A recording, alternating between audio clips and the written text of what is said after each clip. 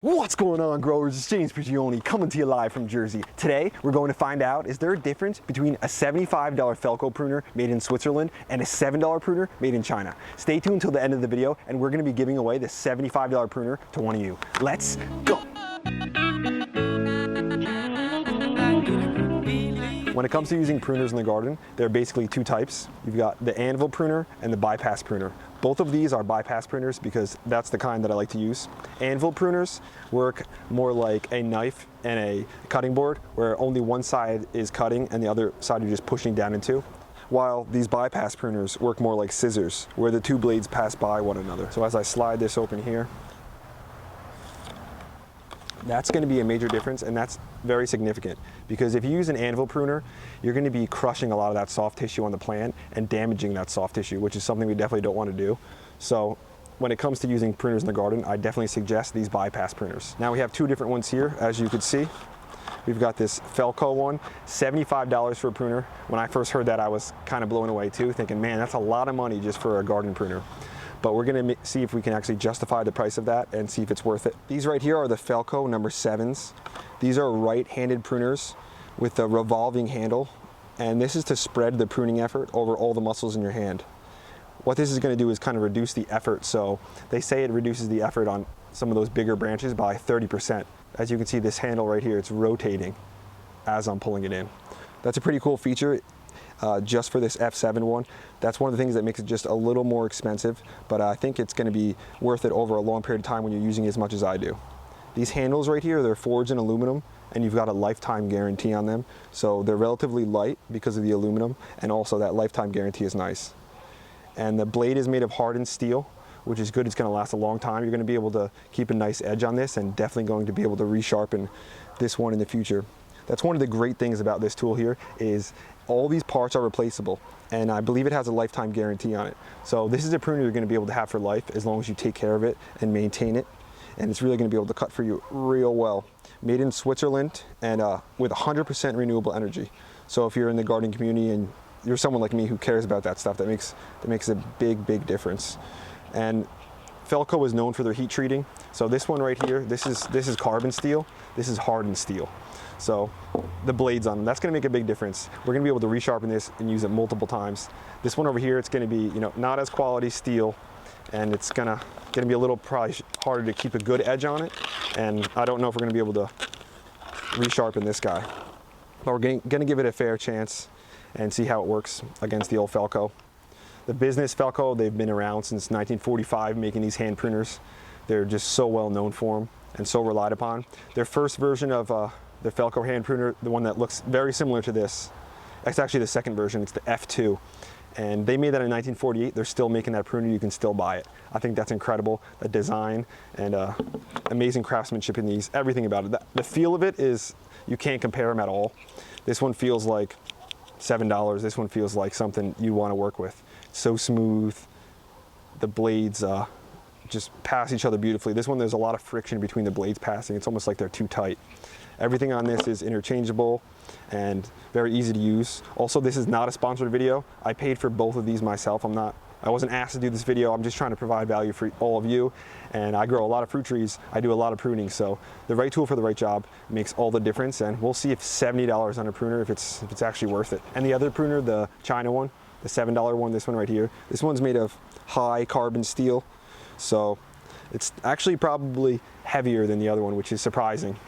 The Felco one's only 0.64 pounds, and it's supposed to cut about an inch in diameter for the size of the branches. This one doesn't really have any specifications. It just says it's made in China. It's just $7.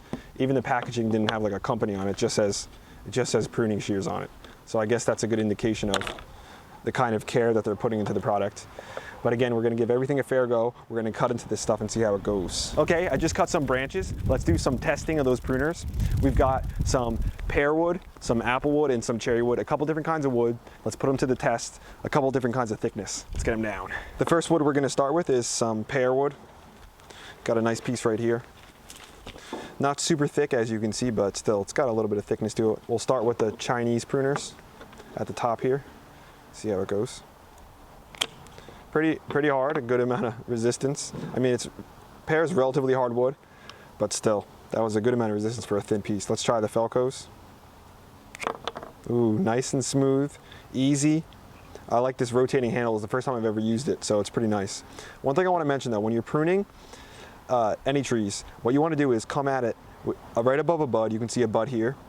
You want to prune to an outward bud at about a 30 or so degree angle, something like this, right above the bud there. You don't want to prune at a 45 degree angle right here with a bud like this, because if you do that, you've got such a large cut there and there's so much open air and everything that you could dry that bud out on the other side. So again, keep it at about a 30 degree angle, just like this above, just enough to shed water. You don't have to go extreme. You just want to be shedding water. So first off the bat, this pruner is definitely wins round one. Let's get something, try a little bit different wood and maybe a little thicker. Next, let's try a little peach wood. This is thicker.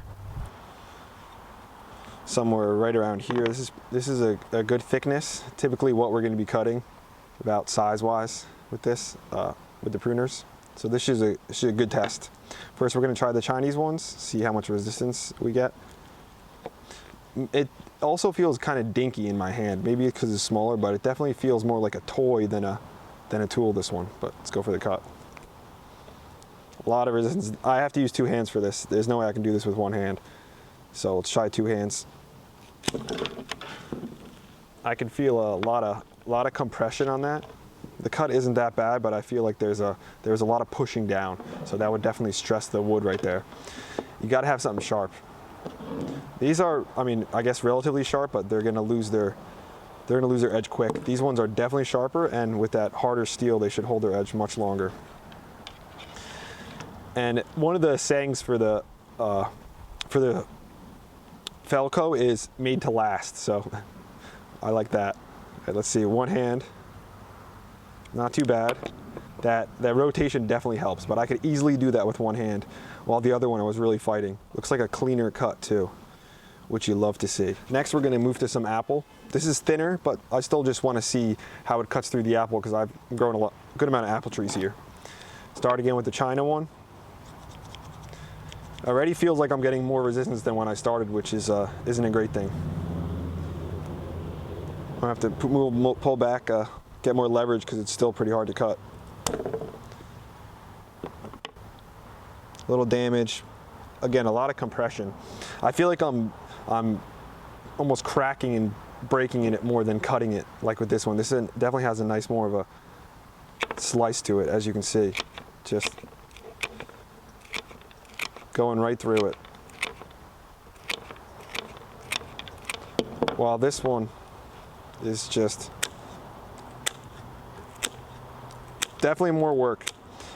If you're pruning 30 fruit trees and using this thing, you're gonna have a long day. You're pruning 30 fruit trees, you do this thing, much easier work. I think this right here is displaying the best test so far of how much sharper and easier these are to use. Comfortable, I mean, I could work with these all day and not feel too much stress as opposed to this one.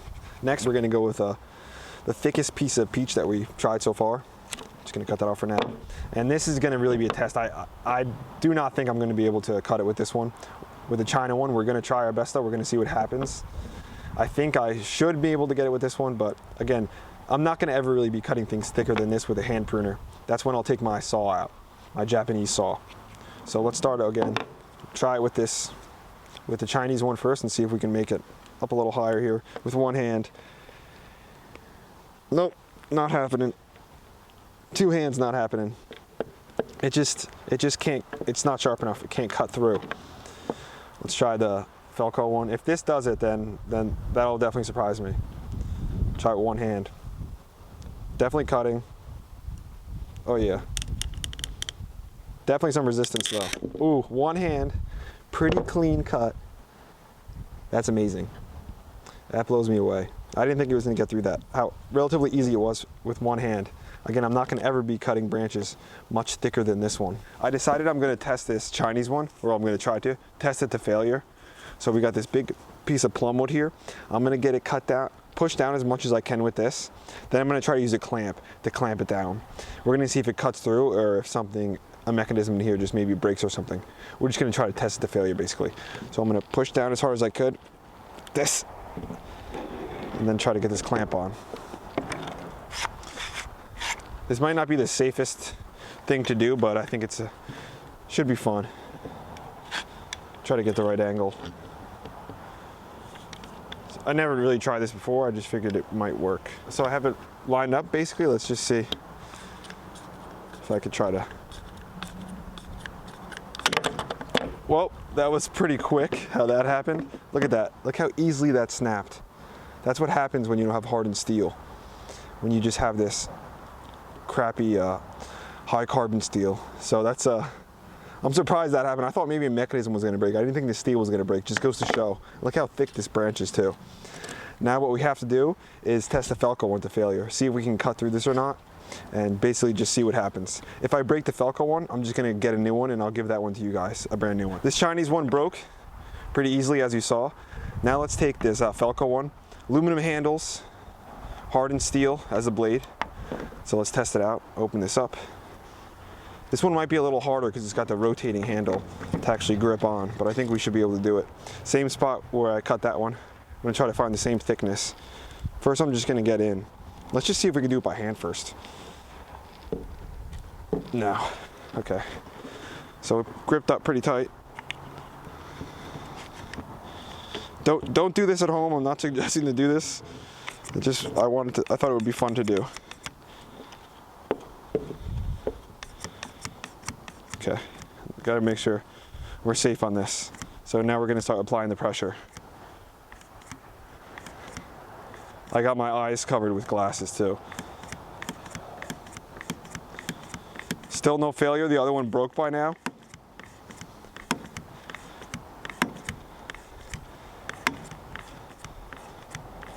Oh, seeing something? It's either one of them's gonna go. It looks like hopefully it's the branch. Oop, and a little slip at the end because of the rotating handle, I think, but I think we're gonna get through. Ugh, almost. Regardless, we've got no failure in the actual, I don't think, in the pruner. Let me try to get this out.